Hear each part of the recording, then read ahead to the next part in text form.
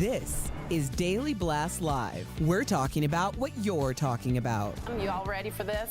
This is a sham. No. Y'all, just stop. Get real. Welcome to DBL, just an ordinary day. Nothing big about it. I know, we've got lots of great stories. Lots of great. No, it's your birthday, It's my birthday, baby. everybody. Yes. Happy birthday. Thank you so much. 42 and proud, Yes, baby. all Very happy right. to be alive. It's a privilege. Big to grow birthday older. plans this weekend? I'm just a foodie, so I'm going to different dinners. That sounds lovely. I can't wait. It's going to be freezing cold, though, so Yes.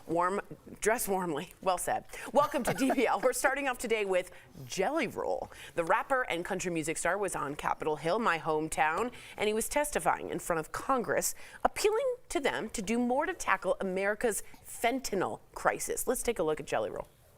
190 people a day overdose and die every single day in the United States of America. That is about a 737 plane. That's what about a 737 aircraft can carry. Could you imagine the national media attention it would get if they were reporting that a plane was crashing every single day and killing 190 people? But because it's 190 drug addicts, we don't feel that way. Because America has been known to bully and shame drug addicts, instead of dealing and trying to understand what the actual root of the problem is with that. So he called on lawmakers to pass the Fend Off Fentanyl Act. Get used to hearing that. It targets Chinese chemical suppliers and Mexican drug cartels who traffic the drug. He's actually speaking in front of the Senate Banking Committee, so he's trying to go after the money. And if you guys are confused as why Jelly Roll, I want you guys to take a look really quickly why he was the one to speak in front of the lawmakers. Take a look at this. Equally, I think it's important for me to tell y'all that I'm not here to defend the use of illegal drugs. And I also understand the paradox of my history as a drug dealer standing in front of this committee. But equally, I think that's what makes me perfect to talk about this. I was a part of the problem. I am here now standing as a man that wants to be a part of the solution. I brought my community down. I hurt people. I was the uneducated man in the kitchen playing chemist with drugs I knew absolutely nothing about, just like these drug dealers are doing right now when they're mixing every drug on the market with fentanyl, and they're killing the people we love. Al, what do you think? What an orator. Yeah, yes. What a beautiful speaker. He's saying a lot there, and I mean, we could do 10 shows about this, and it would just be the beginning. I've seen, and I said firsthand, I've seen the opioid crisis take hold in this country. I was living in Florida in the early 2000s. I ruptured my Achilles, and I had a doctor like that. I went to a hospital, and I still had a doctor that was throwing pain pills at me. And Jeff, you and I talked off camera about the fact that we didn't even know that people partied on them. Right. I just had them at the house. I didn't even know people bought them. Yeah. But the fact that, the reason I'm sitting here is because I just wasn't smart enough to even know that I should be taking them.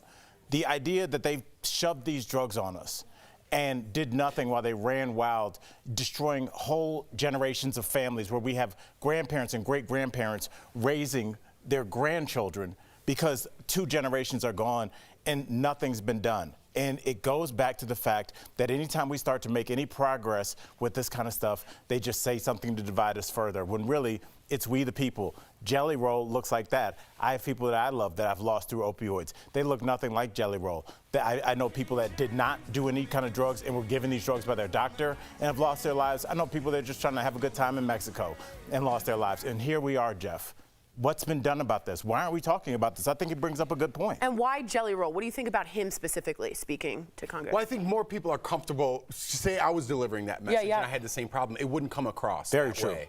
That's just, listen, people don't think we're all Messenger. one, and it's not true. Right. Okay, we have to start breaking that down. It's not, nobody wants to hear me say those type of things or a lot of other things. People just get turned off just by my appearance, right? People kind of unite when they see Jelly Roll. Oh, I see a broken guy, especially like Hollywood. I see a broken guy there. I could help him. I could listen to this guy because they like to see the brokenness within people. And like I said, Hollywood, I bring it all back to Hollywood. They want to build people like that up. But then once he gets too much power, he will pick a side eventually, or society will pick a side politically for him, and then the other side will go against him. It's just, we're pinned against each other. And that's just the way I've accepted life to be.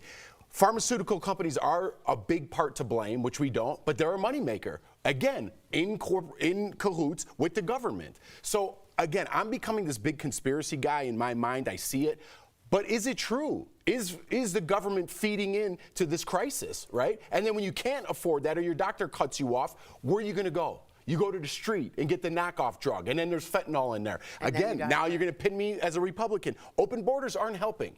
If I were a cartel, that we know where it's coming from. It's going from China to Mexico. We know that. But we're not stopping it at all. Open the borders, let everybody through. In fact, we'll give you a bus ride to New York City so you can bring your drugs right there. If you think that's conspiracy, that's fine. I will say this, and Steph, I want to hear from you. Jeff, the reason that we're at this situation right now, it wasn't China or Mexico, it was people's doctors. Well, that's what I'm saying. It started there. But these drugs, like my roommate in college is a physician. He was like, I use fentanyl every day for people that are in car accidents. These drugs have been around. Opioids were around. I listened to a discussion by a doctor about the beginning of the crisis, and opioids were around. Heroin, those things were around for pain.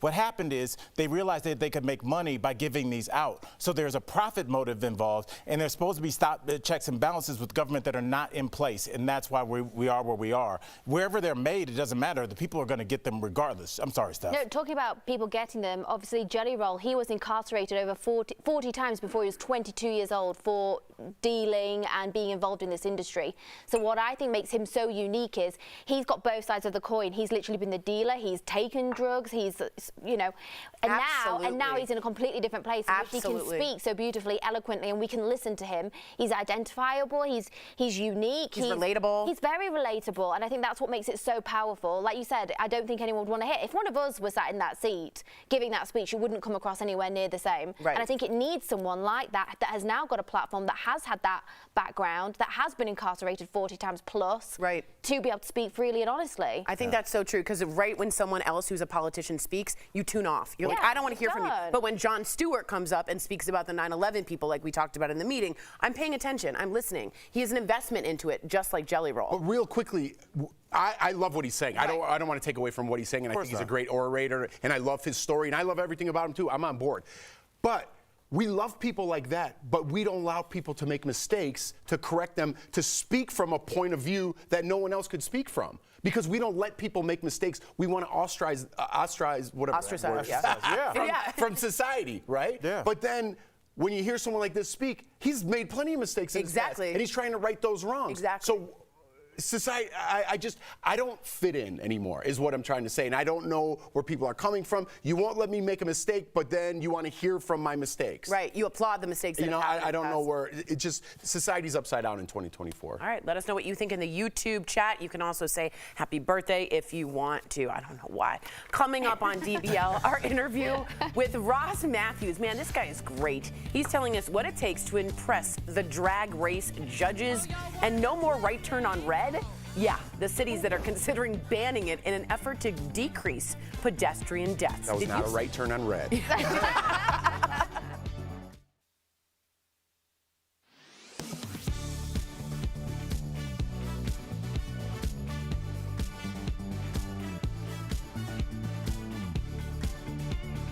So, thank you so much. Just so you guys know, the Fend Off Fentanyl Act is what it's going, and it's directly implied in what Jeff said. It's going to try and take off the Chinese and the Mexican cartel, and what he's doing is using money. Going to the Senate Banking Committee is brilliant, because you get that's the purse strings. The Senate and Congress holds the purse strings. So if you really need to go after the Chinese and the Mexican cartels, you need the money. So he went a great choice for committee, and some of those are going after the Chinese and Mexican cartels. Because that's how the fentanyls are getting into the country, is what that act is implying. Okay, so if I filled this mug with fentanyl right now and handed it to you, Jeff, would you take it? But how do you get that fentanyl? But the thing is not how does he get it, it's why do you want it? I think that's the harder question. Why does everybody in this country need to get high all the time? And it's because it's very difficult to live. It's a great There's a reason why people are constantly addicted to either alcoholism. We were so addicted to alcohol that we had to do prohibition. We were super addicted to heroin crack in the 70s. Crack in the crack, probably a government funded project. Right. But crack isn't as popular as it was. But opioids took over because it had the cloak of, and opioids are just heroin, but it had the cloak of something official from your doctor. It looked like a pill. It came in a pill bottle. It made you feel better about it. And like I said, I was in Florida driving past CVS's at 7:30 in the morning, and I was like, is there a rock concert going? But I didn't even know what opioids were. And to see where we are 20 years later, to think about all Heath Ledger, all the famous people have died, all the famous people, friends I've lost. Every single person knows somebody, family or friend, directly that is correct. That you're like, wow, now that I look back, that person was addicted to opioids and we didn't know it. Yeah. Right. For sure. And it's just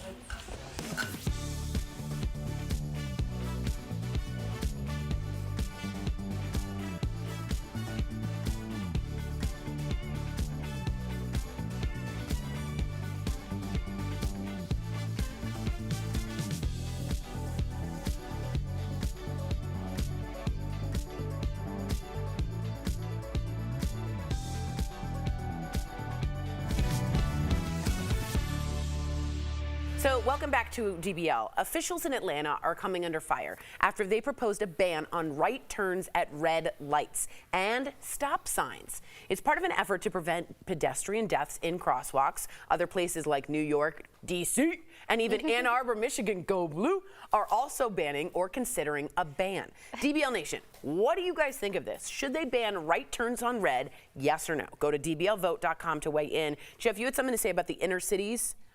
Right? What were you saying about that? Yeah. I think in big cities it makes sense, right? Because think about New York City, right? If you go there, I'm from Chicago. I'm overwhelmed. Like, this is crazy. I'm overwhelmed. There's so many people. Yeah, it's back to the future. You can't turn right on red there. Even in the inner city of Chicago, there's a lot of people doing stuff. But if you're outside in the suburbs, I think it's perfectly fine, right? You have to use judgment. Does anyone ever hear that before? Is that lost in 2024? Use some judgment. Is there a person there? Don't be on the Facebook run over them. Don't get off the Facebook. He's 80 years old, Steph. Yeah. What do you think about this, Steph? So in the UK, you can absolutely not turn right unless it is green in any given situation. Red is red and that is that. And when I moved to America, I was really scared because I thought either people I was driving with were absolutely crazy or there's pedestrians crossing. And what are you doing? What do you do? Yeah. And I think if you're in a rush, that's when it's so easy to make a mistake because you've got the ability to turn red really quickly, but then that's when accidents happen. I don't know. I'm more concerned less about the red, more about people on the phones when I'm driving because everywhere I go, I don't know what you guys are thinking. I'm sorry if it's not you, but I see this all the time. That concerns me more. And swerving in and out of the lane daily. People they're like drifting on over, and I'm like, back up. But Steph, please. I think you just completely laid out the problem. The other half of that problem is the pedestrian on their phone too. Good point. So, because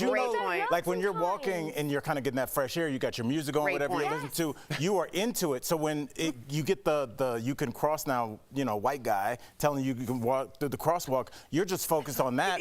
But then as soon as that turn, I don't know if you guys ever noticed, that's immediately when you can make a right turn is when the crosswalk tells you to cross. Exactly. So you have this weird thing where like legally, if you feel like you can legally make a right turn, but the pedestrian is told that they can walk. So it's this weird thing, and you guys are both on your phones. Right. And I think that's why we're having this problem. We're having pedestrians on their phones, people on their phones, and no one's paying and they're hitting each other, totally and right. kind of they're both legally correct. Like it's a fuzzy area. The pedestrian's always the one who's going to be correct in that, but you're right, it's a fuzzy area. Other confusing driving things are like that sentence? Entering a traffic circle. Sometimes gets a little like a rotary. What is are you used to roundabout? A roundabout. Americans do not know how to No, we don't. We're use guessing. a roundabout. We're guessing. It's an absolute mess. I just guess. I go like this here. No, I hope. don't understand how people cannot work this out. And people do not know how to use the lanes. If you are going more than straight, you need to be in the inner lane, people. Okay. If you are exiting on the first or second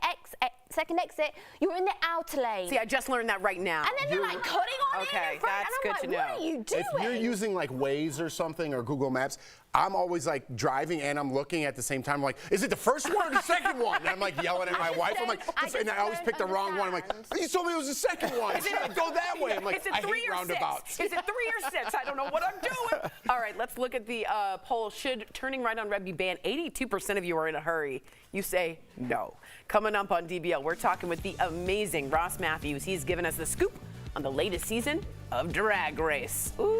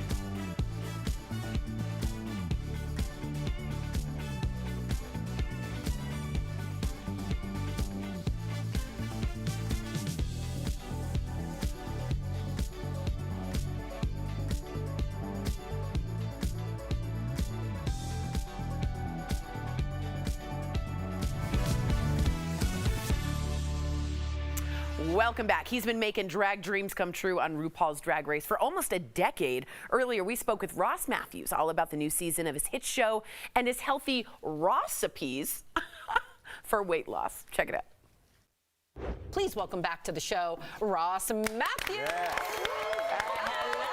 Hi from New York. How are you? We miss you, New York. New York. How you doing, New Yorkers? Well, we are so great. And actually, I'm coming to you from the set of the Drew Barrymore show, and I have some friends who want to say hi to you. Say hi, everybody. Hi. Look, we have a live audience here. Oh my God. How cool is that? Oh my God, I'm such a thirsty person, so this is exciting. good. Yeah, feels good. Okay. Ross, I wanted to ask you, you are a seasoned judge on Drag Race. What can we expect to blow our minds this season? Well, seasons means old, and I'll take that because I have been in it for a minute. It is 10 years on RuPaul's Drag Race. The show has just blown up in those years, and I'll tell you, every season I think, have we found the greatest drag performers across the country? There couldn't be any left, and then we are blown away season after season. The producers are able to scour the entire country and find these artists that just manage to blow us away. And I'll tell you, season 16, the premiere was last Friday. Charlize Theron was with us, and the second episode airs this Friday. We're meeting the second batch of queens, and you don't know what you don't even know yet. You understand? Yes, I do. I think I do. Now, is there anything a queen could do at this point to make your jaw drop? Because you've seen it all. Yeah, I mean, listen, I always think I've seen it all, and then they come in and they show us how they do drag. Yeah, and that's the best thing about drag, is that it can be interpreted however you want. That is that is the splits. I would need about 6 weeks in the intensive care unit after that. But these queens do that. They do splits, death drops, and what they do is they come on our show and they define the way they do drag. And to me, that's the hottest thing you can do. It's so cool. Ooh, so cool. Okay, so we just talked to your fellow judge, Carson Kressley, who said he's known you for 20 years and that you're quote-unquote squirrel friends. If it came down to it, yes, you are. If it came down to it, though, which one of you would be the better drag queen? Don't hold back. Carson. No, listen, Carson's got those lush, full lips. He's got that snatched, tiny little body. Yep. You know, I'd look like Delta Burke towards the end of Designing Women, which is, by the way, a compliment to myself. But, you know, Carson, I think he could sell it. He's a fashion queen. I would be like a comedy queen. I'd come out with a horn like honk, honk, you know. All right, so award season is in full swing. You're a veteran, of course, of the red carpet. I want to know, has anyone ever flirted with you during an interview that led to more? Other than Jeff. Yeah, it might have for sure. Yeah, Jeff was he was real handsy when I met him. No one's ever flirted with me on the red carpet. But you know, I did cover them for like 20 years. Every red carpet, every award show you can imagine. This Monday, I get to go to the Emmys as a nominee for RuPaul's Drag Race. How about that? Because I'm a producer on that show. No one ever flirted with me. I did ask Gwyneth Paltrow to be my best friend back in 2002, and she said yes, and we exchanged emails, and we've been best friends ever since. So that's sort of flirting, right? Yeah. I gotta ask you, you are obviously a busy guy. You produce and co-host the Drew Barrymore Show. Shout out to you for that. Do you have any pre-show rituals that you do? We just make fun of Tori, that's ours. All right. No, it just, you know, apply the man spanks and wish for the best. That's what you know. There's no pre-show rituals. The truth is, I got to be present. You have to be present because the audience knows when you're faking it. Yeah. So the best thing about the Drew Barrymore Show is all we have to do is come out here and be ourselves.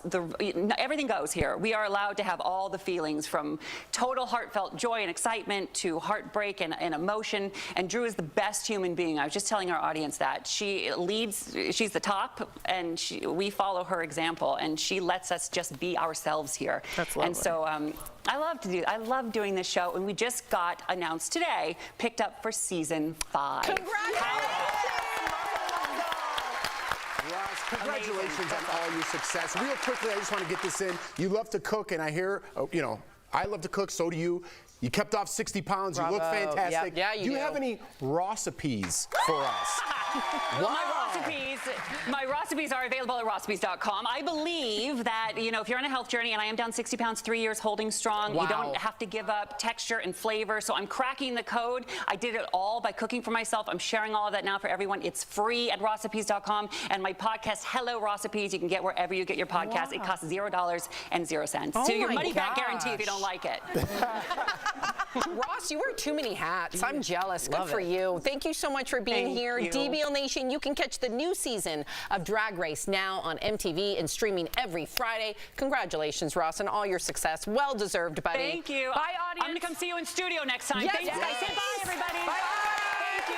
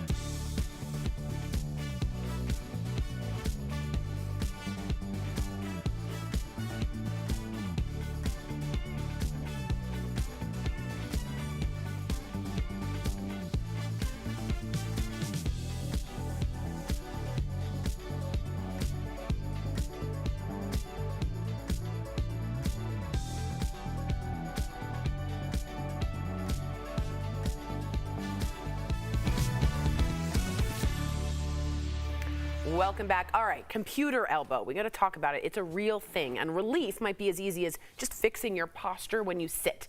Experts say your forearm should form a 90-degree angle with your upper arm, and you don't want your forearms too high or too low.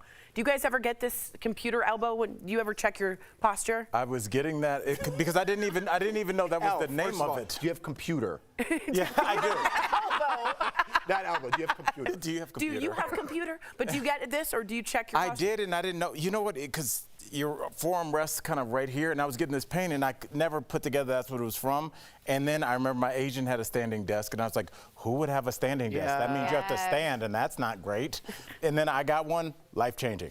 Wasn't it kind of a power move back in the day? You're like, whoa. Yeah, it's like there's not a chair in his Now office. we got some power moves around here. We've got a few over here, That's in true. the studio looking at me. I get it as well as whenever I'm on my phone too much and I'm balancing or like resting too hard and I've been scrolling aimlessly Just for hours. for way too long. Me too. And you know what Thank you for admitting that. There you go, way too long, way too long. And sometimes when you're on your side doing it, and you're When are you on your side? in bed, and you're you know what I mean? Talk And about work. Or like when you're trying to watch TV yeah, or and you just your really phone just and check you're your in posture bed. when you're just scrolling aimlessly, like Steph said, because I'm Yeah. also very guilty of that. This discussion, just so you guys know, was sponsored by Omega XL, a powerful joint support that helps millions of consumers. It's backed by 30 years of clinical research. Omega XL's powerful and proven benefits have transformed the lives of athletes, celebrities, and dedicated daily users. So call 1-800-814-6985 or visit OmegaXL.com for more information. If y'all didn't know, other people born on my birthday, Issa Rae, that's someone pretty great to have. Yeah. I got Howard Stern, Okay. very big talker, similar to Tori. And then the big one, Jeff Bezos, turned 60 on my birthday today. Oh. So congrats to Bezos, I guess. No, happy birthday to you. Thank Yes, you. yes, we love Happy you. birthday to all But you. mostly Jeff. Mostly Jeff Bezos. Bye, guys.